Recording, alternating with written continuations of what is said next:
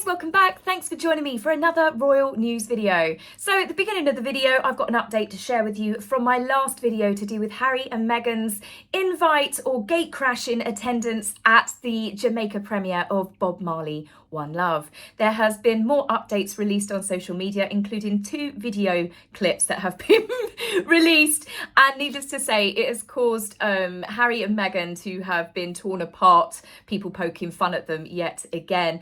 This boils down to the big story that they were there as guests of the CEO of Paramount Pictures. People don't believe it because of the way he was with them on the red carpet. He completely blanked them. He was trying to get away from them. He walked away after posing for photographs with them, taking Tracy with him, his wife. There was no acknowledgement of the couple.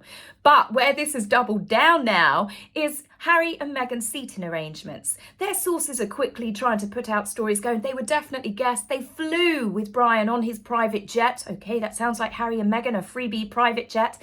They were staying with the couple as their very special guests at the same hotel. Well, if that's true, as I said, why did he not even acknowledge them or smile at them on the red carpet? And Tracy looked very uncomfortable. But also, why were they not seated with the executives, with the Jamaican Prime Minister, with Brian and Tracy as their special guests? No, the clip that has been revealed is this one. Harry and Meghan are told to go to their seats and it looks oh so familiar, doesn't it? Meghan double checks, are you sure? She hasn't even got bottles of water in front of her. She's got that big old Carolina Herrera ball gown skirt. She has to hoist it up, and then she's got those flap down seats in the cinema. This was perfect. She just kind of flumps down like a big marshmallow, and you can tell from the expression on her face, she's not happy. But if we rewind the video again, let's go back and watch Harry in this instance. You could see Harry's brain calculating, going, oh, bugger, not again. Yes, Harry, again. Just like what happened at the Aviation Legend Awards when he couldn't believe that he was sat there. That poor aide, that must have been very, very awkward for her. Yes, this is where you've got to sit. Meghan, when she was a +1 at the Variety event, she was plonked down at table number 12, away from any of the A-listers, including even her friend, Oprah. Despite Meghan pushing her way onto the carpet, or rather being pushed off of it, she was someone else's +1. She was not even on the guest list. And then, of course, who can forget the Jubilee celebrations where Harry was so distressed that he was sitting all the way over there. He didn't think about making a fuss in the middle of St Paul's Cathedral, and Beatrice refused to scooch on up. It could have something to do with the fact that their seating arrangements had Lieutenant Colonel Johnny Thompson sitting behind them, keeping an eye on the couple, given the fact that Harry was seen fiddling with what looked like a microphone under his collar. It's probably a wise move by the king indeed. Well, it wasn't the king then, it was the Queen who had insisted on where Harry was sitting. Now, in another clip that has been released by the same lady, I believe, you can see Harry and Meghan look like that they are actually arguing in this clip. I don't know, it could be something very simple. She could have been kicking up a stink saying, I really am unhappy sitting here, can you go see? Harry, go see what you can do. Or it could just be a case that she's probably sent him to go get the popcorn. But it is a bit laughable. You've got people there, they're members of the public. This is normal seating. There is no security, no VIP, no Jamaican Prime Minister, no governors, nobody of any importance, no disrespect, but I mean, it was just general cinema goers. As I said, they didn't even have a bottle of chilled water in front of them. And in fact, the guy sitting behind them was wearing a baseball cap. So Meghan looked even more ridiculous. As much as they might have tried to pose that they were super happy when the cameras were on them from the opposite direction, it's clearly obvious that they were no one's VIP, and it just adds to the fact that those two went over there to cause drama, to get attention, maybe to stick it to Netflix and the royal family, because it's also been revealed by people that were there that Harry and Meghan deliberately hung back. They were walking along the carpet, as you saw, they were behind Brian and Tracy Robbins, but then when they saw the Jamaican PM and his wife coming, they deliberately hung back. That's why they're the opposite side, and then they stayed there chatting and talking. They wanted to ensure that E.T. actually got footage rather than just a quick photograph of a handshake. They wanted to be seen talking and laughing with the Prime Minister to stir the pot, as I said so many times in the last video. Now, moving on from the attention-seeking ex-royals, let's talk about the real royals, where we've had some good news. Well, great news really, and that is Catherine, the Princess of Wales, has been released from hospital after her abdominal surgery, and she is now recovering at home, where she is expected to remain for a couple of months, and we will be looking to see her after the Easter holidays, so it should be the beginning of April. I'm sure the children and Catherine and William, the whole family, are relieved to be back together again, and there's something so much nicer recovering from any sort of surgery when you're actually back at home around all of your creature comforts. And as I said, I'm sure the children miss their mother so much. And in more breaking royal medical news, the King is also now officially out of hospital. Footage has now been released on social media watching the King leave the London clinic with Queen Camilla at his side. She was a regular visitor, seeing her husband every single day, often arriving in the afternoon and spending several hours to keep him company, to lift his spirits, and clearly it has worked. Whilst the King did spend a few days extra than what was initially expected, I think it's more to do with the fact the King is 75 years old, and having any sort of procedures when you're that age, it can take you a little bit longer to get back up on your feet, especially something of such an intimate nature. The King had actually had his procedure at the exact same London clinic where Catherine had had hers, and Camilla actually attended the same day when the King was dropped off for his procedure, because they both popped in to go see Catherine, which I'm sure was lovely for everyone. I don't believe the gossip rags that there's constant tension between William and this power play going on between the King and his son. I think, if anything, all of the drama and all of the hurt, all of the betrayal that Harry and Meghan have done to the royal family, it has in fact made that family closer than ever. In some more good news to do with Charles being so open about his procedure, the NHS has had a massive spike in the number of people that have been looking into seeking treatment, help and advice to do with having an enlarged prostate. They have said whenever someone of significance speaks out about medical issues, it does give people a massive boost if they've got concerns, because they can see that it affects absolutely everybody. It's about getting rid of the stigma that surrounds it. People feel embarrassed, especially when it's something to do with anything below the waist. We had this with Dame Deborah, who sadly has now lost her battle with cancer, but she did so much to raise awareness and millions for charity to do with bowel cancer. There was a huge spike in the number of people that sought treatment, just even getting checkups. The same with Jade Goody, if people remember her from Big Brother. I say people outside of the UK. She was certainly a character, but she raised so much awareness with her diagnosis of cervical cancer. And again, it caused this massive spike of people going for cervical smears. I even hate saying the word. It's not because I'm embarrassed, but because I suppose most of you women that are watching, you're like, yeah, it's not something that you go, yay, I'm going for that. Or if you're older, I'm going for a mammogram. But it's something, it doesn't hurt. It's so quick. It's so worth going, and it can save lives. And this is where I think it was really great that Charles did speak about it.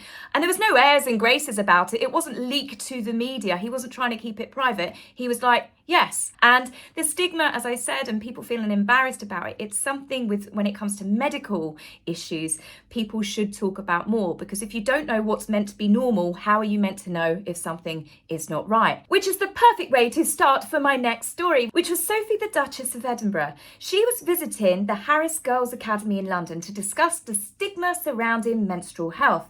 The discussion was centred around girls being more open when discussing periods. As I said, it's that whole thing, if you don't know what's normal, how are you meant to know what isn't normal and when you should be concerned and when you should seek medical advice? I look back now and I remember being a teenager and I was embarrassed over the most ridiculous things. But as you become an adult and as a woman, you realise that this affects so many of us all around the world. It's completely normal. But this is where I think it should be definitely an open discussion in schools, helping to give teenage girls the confidence for when they need to seek advice with anything to do with their bodies. Now, whilst we're on the subject of royals and women, Queen Camilla is about to star in a TV documentary, and this centres around her work to do with domestic abuse victims and survivors, women refugees. Camilla has spent over a decade working with various organisations and charities. She organises huge events for domestic abuse charities every single year. And people go, oh, what's the point? What does that do, having a big party at Claret's house? It's about allowing all of these organisations and charities to network, to team up together, to come up with new initiatives for these people from all over the UK and sometimes even other countries to come together and to find new ways that perhaps they can help support victims and families. Now, moving on to my final story, this is Prince William. Prince William, I love him. He has done so much to highlight the big issue recently to do with homelessness. This is something he definitely champions, and this was something that Princess Diana taught him from a very young age. Because of the work that he has done with the big issue sales are up. It has again drawn attention to the number of people living on the streets in the UK, which it saddens me to say it's getting worse every single year. Prince William has created the initiative with a team of people called Homeward, which is all to do with trying to end homelessness in the UK. As I said so many times before, in 2024, we should not have the number of people or any people that have nowhere to sleep at night sleeping on the streets.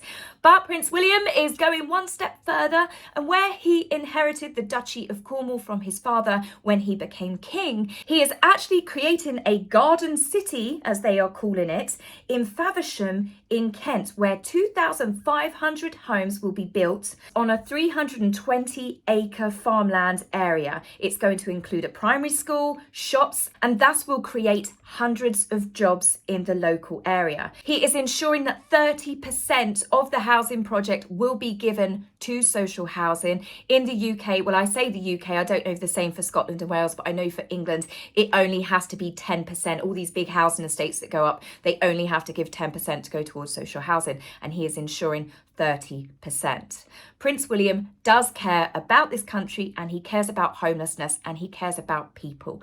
It's very clearly obvious from all of our royals, with all of the initiatives that they push, all of the things that they champion, they care about people. They are using their platform to make changes, to do amazing and good things that help the planet, that help the environment, that help animals, that help other people. I think that they are very much trying to make the world a better place, and we're really seeing how much the royal family is evolving and using their platform to achieve more and more things. And then when I think to what Harry and Meghan and people keep saying, Britain, look what you lost, I'm thinking to myself, we didn't lose anything because they didn't achieve anything. They didn't create anything.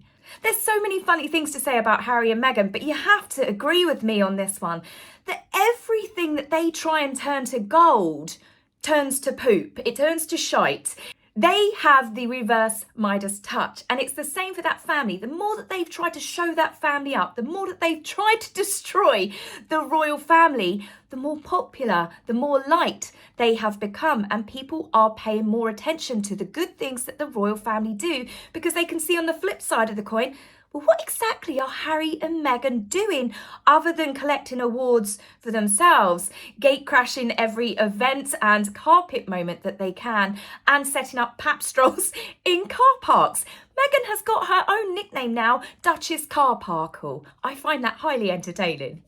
Now, of course, there are people, naysayers out there, that say, what do the royal family do? All they do is turn up for a photo op and shake hands. They're there to cut ribbons on a rainy day down in Bognor or something. They do so much more. Just because you do not see them every day, just because they're not out there self-promoting, does not mean that they are not having business meetings, that they're not meeting with teams of staff, organisations, doing private visits, working on initiatives that they can actually make solid foundations on, and then bringing it to the highlight of the media and to the public. They don't just jump on bandwagon to bandwagon. Look at all of the things that Catherine and William, Sophie and the Queen have done over the years, Prince Edward, Princess Anne. These are things that they stick to, that they have championed for years. And that is the big difference with Harry and Meghan. What projects have they actually created and got off the ground? What initiatives, were actually theirs from the beginning and not just something that they put their name to last minute. They slip in a quick donation from Archwell, then before you know it, they claim the good deeds as their own. They couldn't even create a podcast despite having millions and teams of people helping them. They live a vapid existence, void of any real substance other than self-promotion. Is it any wonder that they are finding themselves seated at the back? Even in the world of Hollywood and celebrity, if you want to be in the good seats, the VIP seats, you want to be sat with all the important people, then you actually need to achieve something other than being born a royal or marrying one. Even more so when you've spent the last 5 years trying to publicly destroy the very family and the very reason why you were made famous in the first place. They really are the creators of their own destruction. It's hilarious to watch, and you know what? I'm here for it. After everything they did to the Queen and Philip and continue to do to Catherine and the King and Prince William, I'm sitting back with my big old vat of popcorn, my jumbo glass of wine, and I'm going to enjoy every single minute of it. So on that wonderful note, take care for now. Bye.